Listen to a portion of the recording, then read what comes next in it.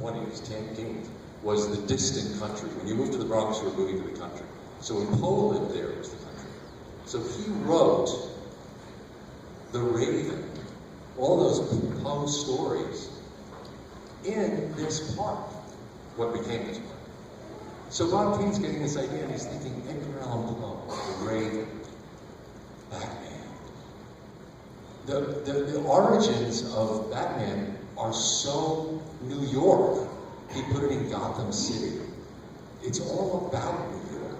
It's such a New York-centric story. I think a lot of people don't realize that.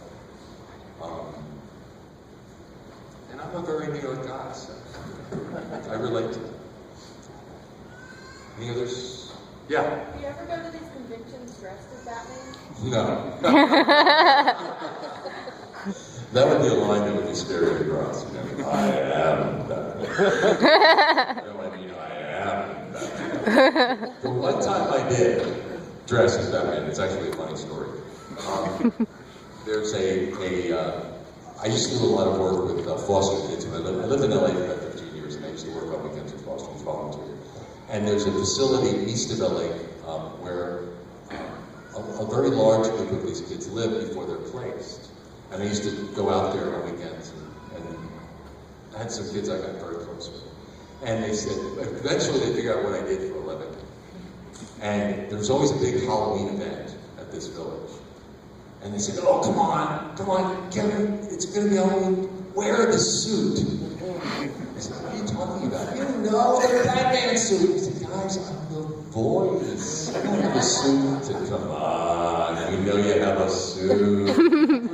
So I thought, you know, I'm going to surprise them. So I went to a Hollywood costume shop and I bought a truly awesome Batman suit.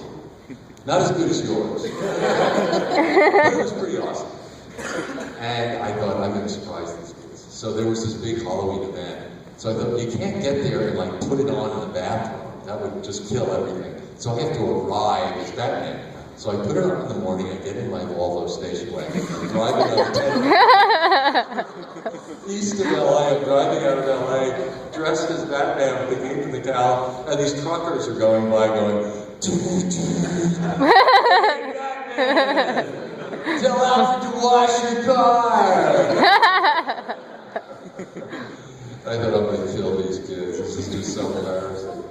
And when I got there, and I got out of the car, and they just came running down the hill. They went crazy. So it was a very good move. It was a very good move. It's the only time I've worn this suit.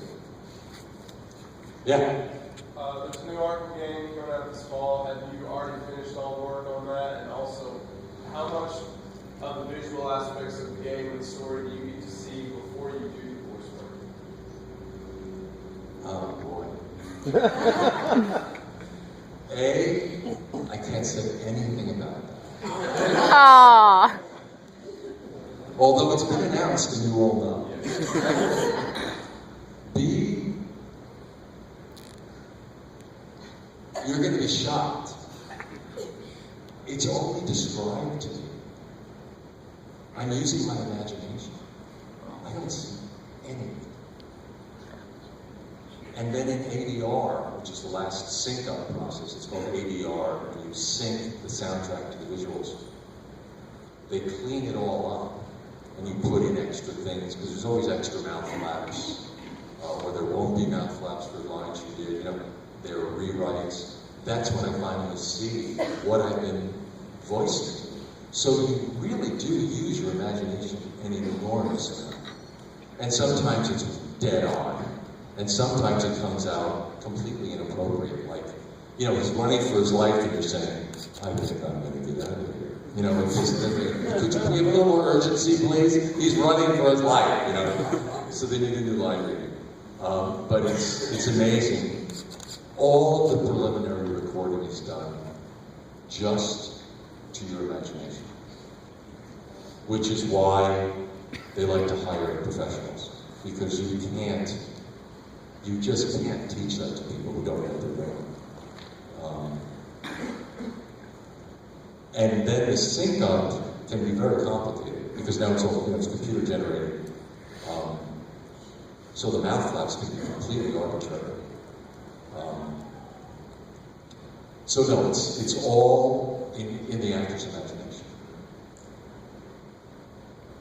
But otherwise, I don't know anything about what you're talking about. Never say anything, I get into trouble, you'll be amazed. Get back. Speak up. I was wondering, is it all possible you can give maybe some thoughts on your portrayal of the roles you played or Shakespearean Hamlet as opposed to maybe Kenneth Branagh's version of Hamlet, like they might compare the two? Well, I didn't actually do Hamlet. I did Laertes. Right. I think, you know, a lot of things get mentioned on the internet that got sort of get twisted around by people who post stuff.